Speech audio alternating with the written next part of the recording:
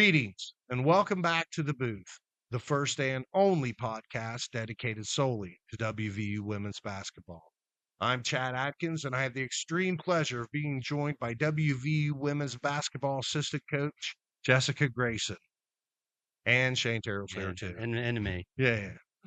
We're recording in the basement bar booth of Mario's Fishbowl Suncrest on University Avenue in Morgantown, West Virginia, home of the world famous fishbowl. All right, cheers. Welcome, Coach. Cheers. Thank you guys for having me. You're welcome. We've been trying to make this happen for a while. And Yeah, we're finally there. I like it. Oh yeah, Appreciate excited you to be being here, here. guys. Thank y'all for having me.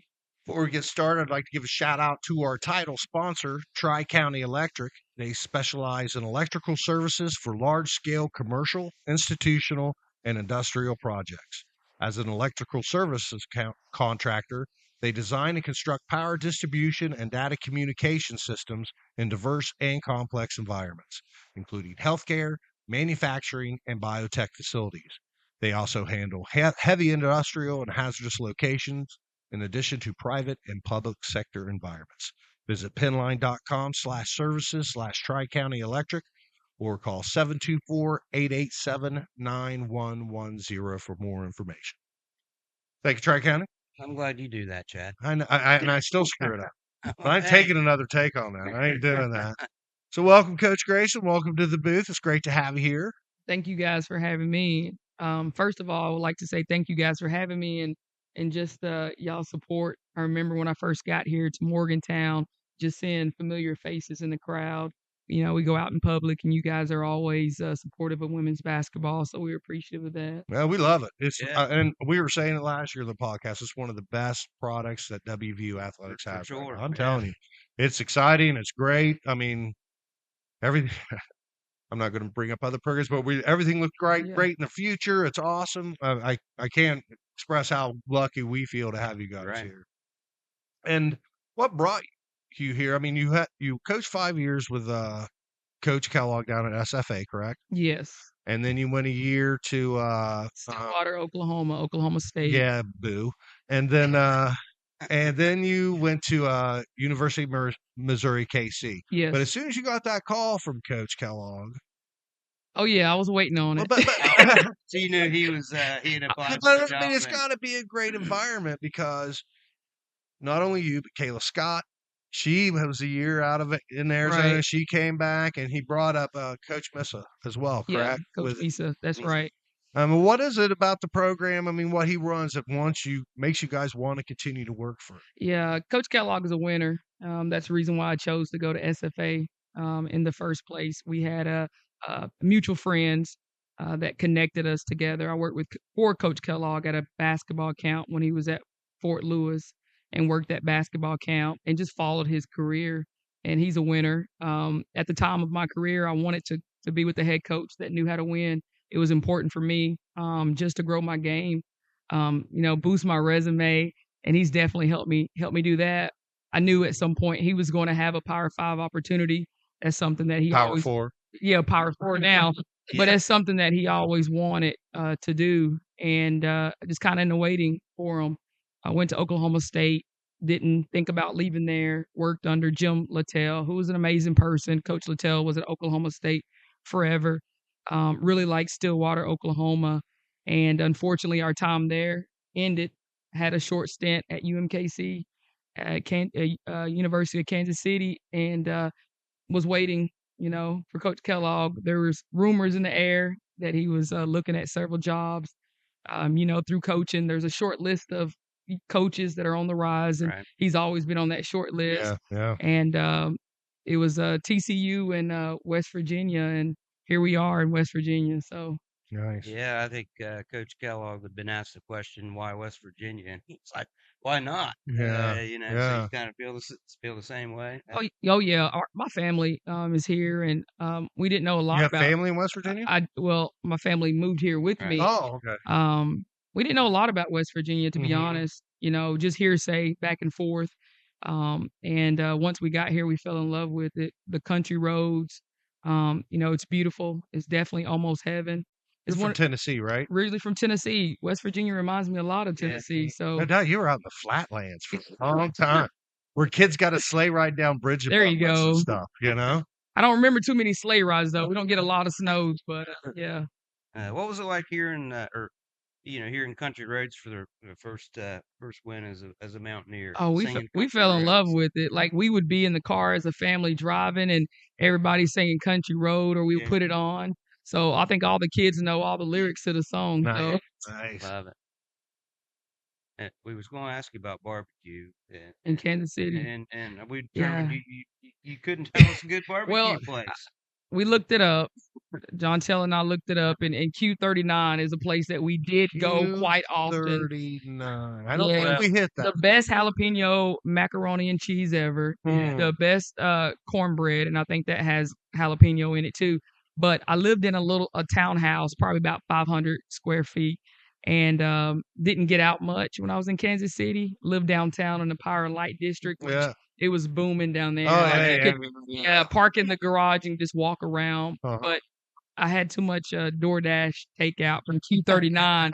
So before I got to Kansas City, I was probably 50 pounds lighter. So I ate a lot of barbecue. Yeah. Best place for barbecue, really the best place for any type of food. So Yeah, I got Chad in a bad barbecue. It was good. It was good barbecue, but we went to the Big 12 Big 12 tournament, tournament, yeah. and I just randomly picked a place. We were called hungry Uber. when we got Where'd you off the guys go? plane. We were hungry when we got off the plane. All right. So Shane just like, good barbecue, Kansas City. We had no idea. And he's like, this one. Uh-oh. And I'm we getting a were little waiting. worried about this story. We were waiting to check into our Airbnb and stuff too. So Yeah, we had we some. ended up, it was out of the way. We got dropped off. It was cold as hell. I mean, we didn't really. It was wasn't an really outside transported. joint. Do you guys remember where it was? It was over on the Kansas side of Okay. Kansas well, City. was the actually. barbecue good or It was not? good. It was. Okay. But I was freezing trying to We eat. were It was freezing, like standing outside. It 35 wasn't degrees. Q39 though. We do need. I need to remember the name of that I know. place. There's a picture on our Instagram from that Yeah. stuff. Well, we'll be in Kansas City for a while, so I'll help you guys out the next time. So Yeah. I remember Shane texted me and let me know he was there, but I think it was after the fact. Y'all had the Yeah. barbecue. Yeah, it was. Yeah. But see, we learned we're staying in the Power and Light District Yeah. this year. Okay. We got the president Yeah. down there. You guys are gonna have fun in the Power Light District. Oh, Probably- that's what we did. Probably But too we'd much have fun for to- you guys. I know we did, and we'd have to Uber all the way back. It'd be like $40 back to our Airbnb every Yeah. time. It was Right. not good. We had fun. We've already got plans going back. Obviously. Oh yeah, so- yeah. We got our room reserved. We're ready. That's always an exciting time of the year. Like, our fans can get there. My family attends the Big 12 tournament. You guys, that atmosphere is awesome. Oh, yeah. With Yeah. other teams, fans Yeah, there. especially since it's a home game for Kansas State and Kansas I know, and Iowa right? State. That's kinda Yeah, rough, that's but- tough. Yeah, well, see, we were talking about that with Coach. I Really mean, tough. it's a great, and you said, man, it's stumping down there. We had a blast down the Power and Light. But man, maybe they should, Yeah. since the Big 12 is so wide, maybe they should jumping around from town to town a little bit. That's right. Get a little Yeah. bit closer to all the schools. But I don't know. Works for now. I Yeah. guess. We'll make sure we'll make it worth y'all's while. We'll stay there a little longer this year. What do y'all think about that? Yeah. Well, we're staying till Monday, Yeah, regardless yeah. of how you guys do. We just can't let BYU. Let BYU in the championship because then they moved the championship game from Sunday to Monday. Oh, okay. So boo on that because we're staying till Monday. Yeah. That's why we got to We save that. might have to change plans and flights if that's the case. Yeah. We're gonna be Figure it sleeping in your rental car, maybe. All right. I'll go ahead and get the next stop. The attendance was great for the last two games, the last Power Four games. Oh, almost 4,000 for Pitt, up to over 3,700 for Texas A&M. How much of an effect? I mean, from your first game, I mean, this is a lot different than 4 games in last Right. year. The crowd you guys Absolutely. have. How big of a effect? How much does that affect you guys? It's a momentum changer. Believe it or not, we talk about the crowd as we're in the locker room waiting and getting prepared for our pregame notes. And as we're driving up to the Coliseum, we're looking at the doors and watching and seeing how how the parking lot is filled up. Like, we want to turn the Coliseum into the toughest place to play. We wanted to make it even better than Iowa State and the Hilton Magic. Mm-hmm. So our fans are so important. It helps us with recruiting. It gives our kids energy. Who doesn't want to play around the biggest crowd? Right. So I think we have a great thing that we're building here. The last 2 games show that.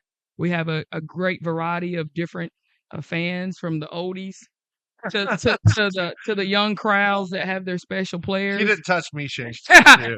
I wanted him to kind of Ah, little chain there you go, reaction. chain reaction there. So, and you know what? For women's basketball, to see you guys and the fans as males, it's unbelievable. It's awesome. You have a really fun brand of basketball when you can get men to women's Oh, basketball games, and and that's just true. and it's what you got. Yeah. And this is a lot of the reason why we started doing this, because we're talking to our friends and they're like, I don't want to watch. Get there and watch it. You change your mind really quick. Absolutely. In my opinion, it's better. It's a better game to watch than watching the men's. Well, we get you a little beer and some full court press, and you guys are ready. Oh yeah. It's a good time. Well, you were talking about that. Is the Coliseum? I mean, how does it rank now? No, we're not Iowa. We're not Iowa State. But how are we compared to the other Big 12 teams? Yeah, it is one of the toughest place to play. I think because of our style of play and how we guard the entire length of the floor, and then our crowd getting into it. And we know we're a blue collar state. We're a blue collar community. We want to play blue collar, which is hard nosed and tough. Right. So it presents it presents a place of where it's hard to play in the Big 12, regardless if you're a Big 12 opponent or you're a non-conference opponent coming for the first time. They already get wind of that. Yeah. I like it. Yeah. Well, how? Speaking of recruiting, like having a good place. I mean, how has the NIL affected that for you? And I mean, can you talk a little bit about the process? I mean, how? Because I know, and the girl you just recruited out of Massillon, Hawaii, Right. 4-star. I mean, I read in the release that Coach Kellogg said you guys were recruiting her as soon as you came into Morgantown. Yes. I mean, how long do you take to build a relationship? What is that process like in recruitment? How do you even find out about the kids? You got just scouts, right? It starts at a very young age. Just with the NIL now and just how competitive recruiting is, it starts early. We like to build a fence around the kid per se. We recruit the parents, we recruit the grandparents, anybody that has influence on the player. We like to build a relationship with. So it's not just the player, it's the mom, it's the dad, it's the grandparents. It could be the janitor at the high school, the AAU coach, the high school coach. So we like to find out about friendships of the recruit, get to know those kids a little bit better. It tells you a lot about the recruit, especially if it's the type of player that we want here in West Virginia, the type of people that they're around. I think the NIL has changed the game in a sense of where a lot of the old school coaches, and I've been coaching for 18 years, I consider myself an old school coach, and Mark and I talk about this all the time. We like to recruit those kids who want to come for the right reasons, kids that want to come for the relationships over the money, kids that want to come because of the community and how it makes them feel. So I think a lot of the veteran coaches you see stepping out of the game, Tony Bennett and different coaches like that feel the NIL has changed a little bit and tainted a little bit of the recruiting process because it takes away a little bit from the genuineness of recruiting. Yeah. It's still at least me looking at the program with Coach Kellogg, really seems like family. Yeah. And if you get those kind of players in that want to be part of the family, it makes you want to. They want to play harder. They want to be more involved in the community. Right. It's just I guess his philosophy, or at least my opinion of it, is a family environment. I think that's incredibly helpful. Right. We're really big on family and faith in our community and basketball. So we want to recruit players that have those same pillars, those same standards. Right. But I mean, since you've been here, you have JT. She's a top 100 player. You got Destiny Aguilar. I'm sorry, Destiny. She came in top 100 she's got player. A tough last name. She got what? She's got a tough last name. I got nicknames for all these kids. Yeah, there you go. Right, y'all said it good. All right, and then the girl you just recruited is top 100, and actually Sydney Shaw was a top. I mean, I'm sorry, but in my entire, I've been following WVU since I was 8 years old. I don't think I've known any program to get 4 Yeah. top 100 players within 2 Yeah. years. I Well, don't think I've ever seen it. yeah. So, I mean, what is that secret? Right. How you doing? Is it what you're saying, building that wall? Yeah, I will say, Mike. I thought Mike Carey did a great job of recruiting. The kids that we inherited last year was a product of his recruiting. Yeah. You have Jayla Hemingway, you had JJ Quinterly. Those kids are I guess he would recruit the blue collar, just tough kids. You couldn't get those top 100 kids. You have to get the kids that fit your system, and I think that's what Mike did. For us, we have a very I would say verse staff. Aaron Grant has played at the Power 5, Power 4 level. JC Carter and Aaron's coach. JC Carter's coached at the Power 4 level now. I've coached at the Power 4 level for 2 years now. We're all big on relationships. We all have our own individual connections, and I think we really, really work hard of trying to leave no stones unturned when it comes to tapping into our connections. Coach is really he's about the getting to know the player. So when it comes to recruiting, he takes his time. Sometimes we miss out on some kids, but we wind up getting the right kids here within our program that fits our system. You kind of look at our portal. We don't have a lot of kids in the transfer portal Yeah. because we take our time and we get it right. So regardless of their top 100 or just kids that we need that are blue collar hard workers, we feel we get the right type of kids here at West Virginia.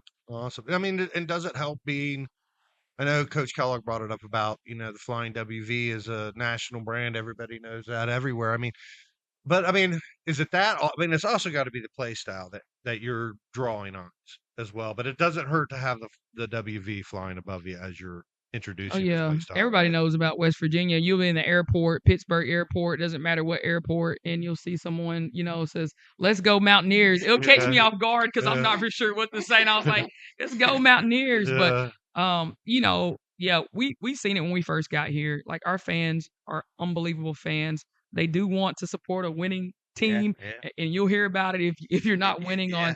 on social media. But they're very loyal. Mhm. I think that our recruits see that. Our kids are on social media all the time. They know we've got a heavy following when it comes to our fan base. Iowa was a big game for us to get national attention. Mhm. People started to see our style of play. I remember sitting on the bench. It was the fourth quarter, 3 minutes to go, and we were right in the game. And I looked at Aaron. I said, "We're about to go to the Sweet 16, or the Sweet 16, Aaron."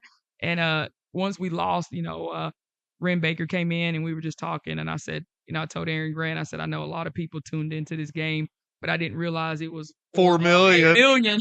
But after that game, people start to recognize our style of play. Uh-huh. We're playing against one of the best players in the nation, and That's a our random amount. kids are just gritty. So I Yeah. always hated doing any kind of work and you got one or two people watching you. I have a hard time wrapping my brain around 4 million people watching. You know, guess you probably don't think about it. yeah, every time. I was worried about what my hair was looking like during the game, and family watching. People see me for the first time. Some people didn't even know I was a West Virginia, and they're like, text me, "I didn't know you were at West Virginia. We saw you against Iowa. You look amazing." I said, "All right, that's all I need to know. That's all I need to hear." So I mean, I'm kind of wondering about what the day-to-day responsibilities are. But it probably doesn't run like Monday through Friday. It runs from day after the last game to before the 3-day cycles or something, right? Is that how your week may have a Right, 3-day week right. kind of? Well, I tell you, I work for one of the hardest working head coaches there is. Coach Kellogg never leaves the office, so that makes it really hard for us to leave the office. Right. But yeah, it's all year round. We don't take for granted the opportunity and responsibility that we have in front of us, and so we really work hard as assistant coaches so that you guys can see our success, for our players can have the success. I think when you're outside looking in, you have no idea the amount of hours that the coaches Yeah. put in. I mean, what is your day like? Right after you play a game. All right, we played Tuesday Pitt. What did your Wednesday look like? You were scouting the Yeah. next team, Texas A&M. You start to scout. Scouting for the next team. So, we play on that Tuesday, we're scouting Wednesday, Thursday, we play Friday. We had a day off on Saturday. I had the Bowling Green Scout. So, not only in terms of the Bowling Green Scout, but we're working on The Lafayette. adjustments that our Oh. team needs to make because we got to focus on our kids too. Defensive Mhm. adjustments, offensive adjustments. Take a day off. Our kids get a day off. Staff doesn't get a day off. We're working. I was working on Bowling Green. I've been working on them for about a week or 2 weeks. I'm insane when it comes to scouting.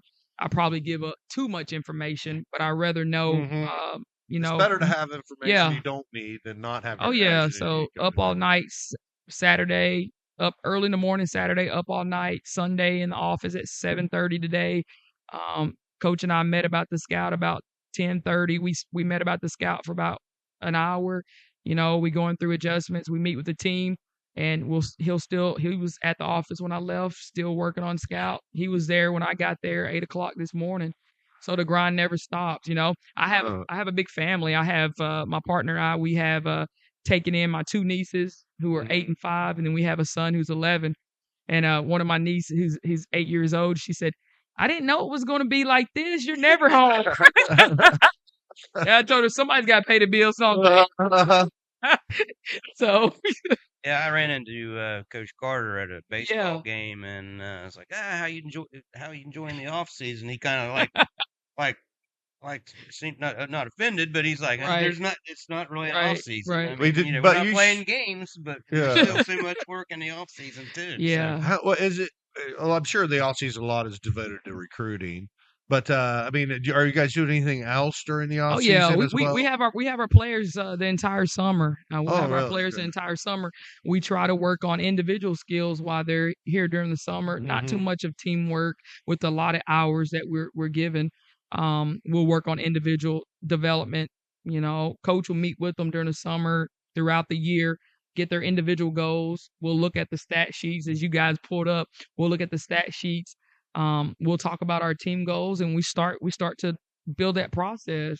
So So we you to start go to with work. team goals basically at the end of the 1 year. Yeah. I mean, you got to get a couple weeks off there after March Madness. Yeah, we'll give the girls about 2 weeks off, and we do have some time built in with the NCAA shutdown, so we'll get some time. So I don't want it to look like, but the grind is worth it. It's fun. I wouldn't trade it in for the world. When I'm at home, I figure out ways to still connect with the family with the laptop on my lap, and Uh-huh. watch a quick little movie or something. So we do take some time out. So it's worth it though. It is worth it. Awesome. I guess basically, the thing that interests me is the differences between last year and this year on the team.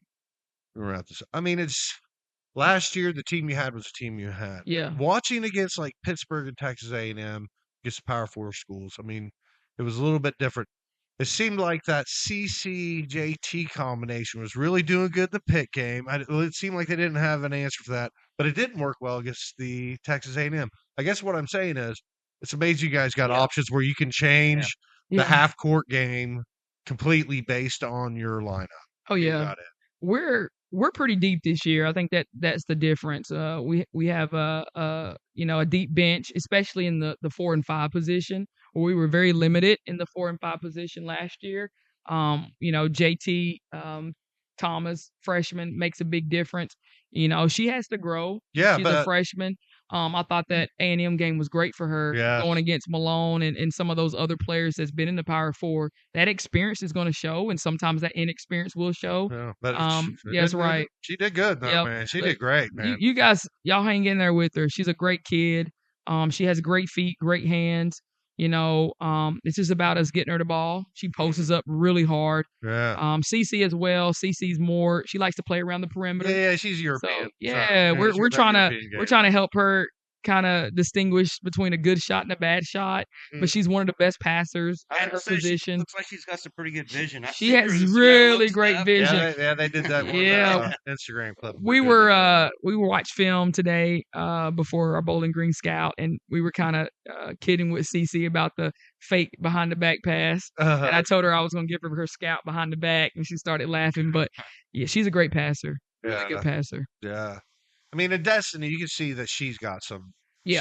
I mean, she's young, but you Yeah, can she's got that when strong she Power does, 5 body, don't she? She looks the part, right? She Yeah. looks like she's 26 out there. You know, 26. you know what I I'm won't tell saying? her that. I'll just tell her you guys said she looked like Mike Tyson in basketball shorts. But no, Well, she's at least she didn't look like Mike Tyson. Did you watch that? from a physical physique. I was going to ask you guys if y'all saw the fight, what y'all thought about it. So Yeah, we did. Yeah. we'll talk about that in a minute. I'm curious about that. Yeah.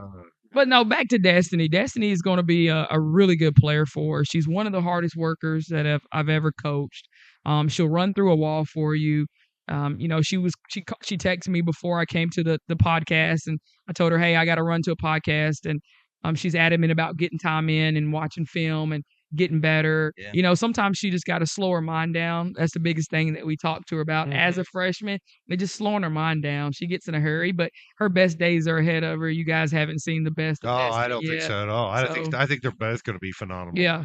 Phenomenal. Coach Kellogg said she's probably one of the stronger ones in the weight room. Already. Yeah, she's physical. Her teammates, we had to kind of pull her back a little bit because she was bulldozing her teammates and running them over with the ball in her hand. So she is very physical, very tough, tough-minded young lady.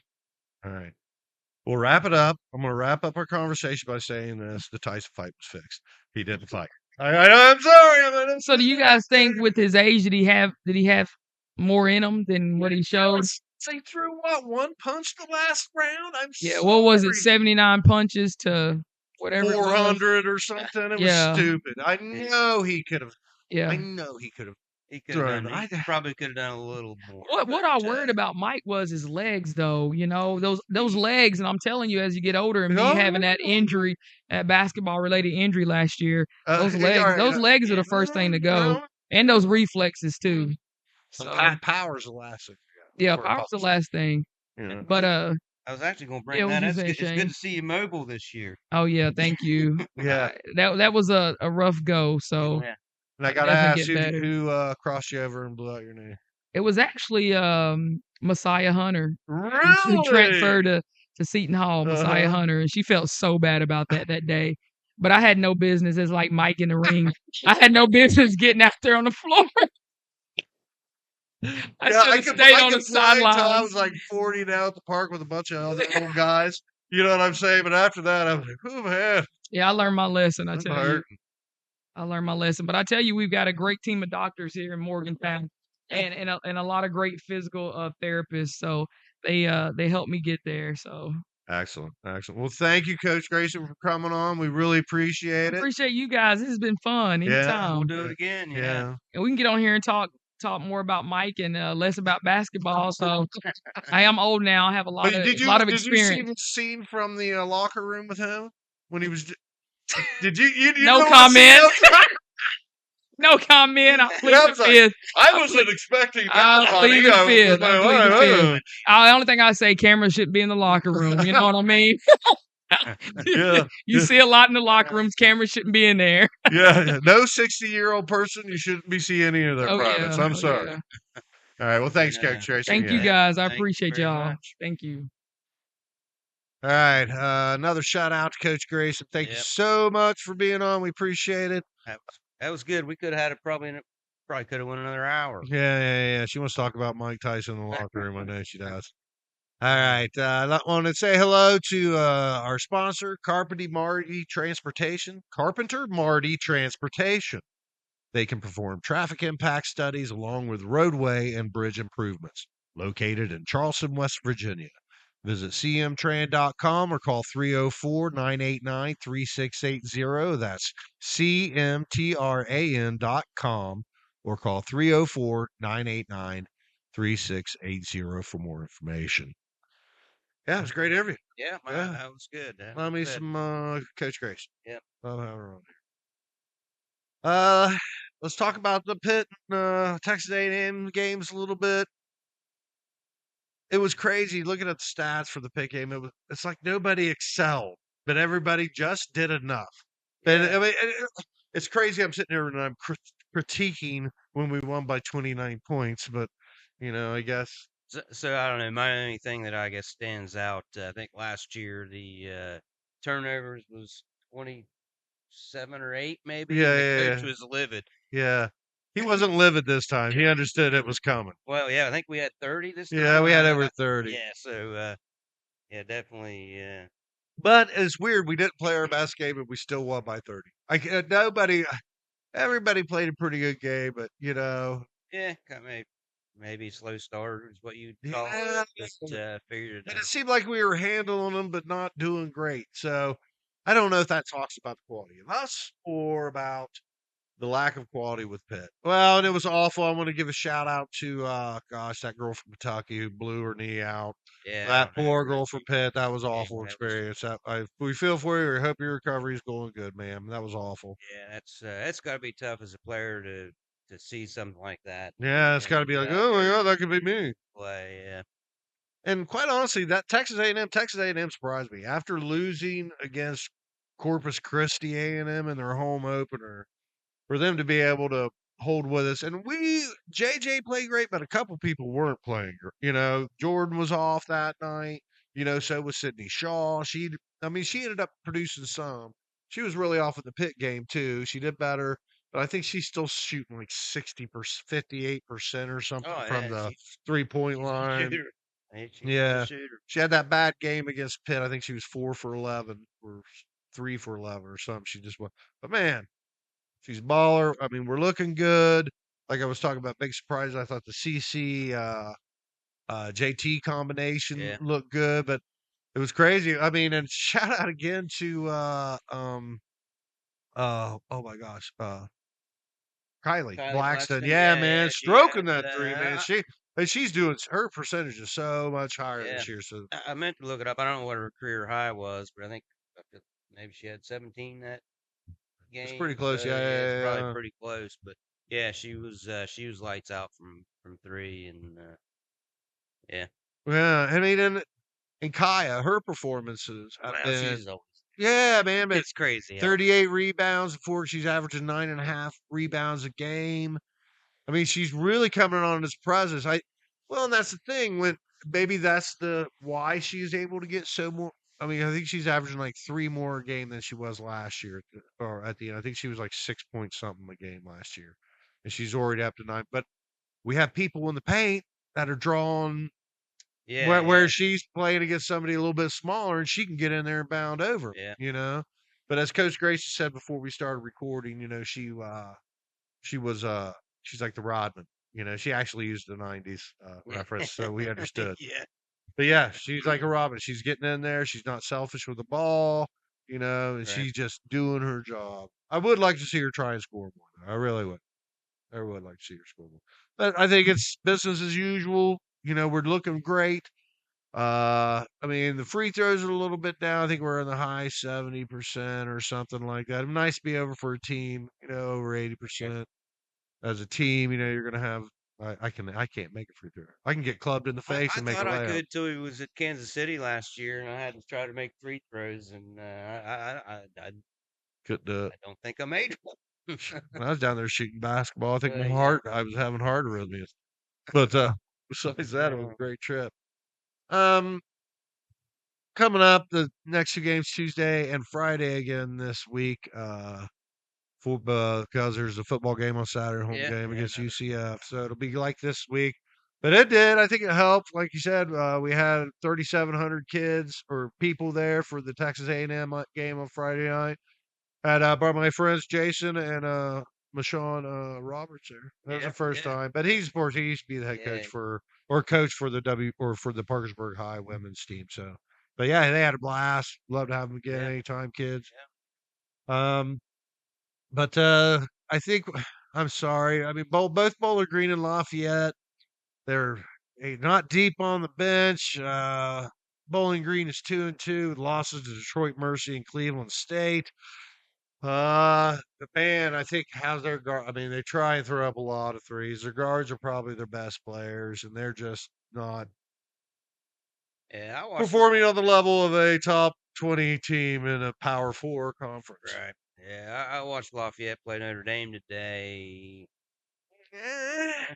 They're okay. I mean, it still should be for a mid-major. What is Lafayette's like the Colonial League? Yeah. And Bowling Green's the MAC. So MAC's a mid-major. They're not a bad level, but I mean, they were 17 and 15.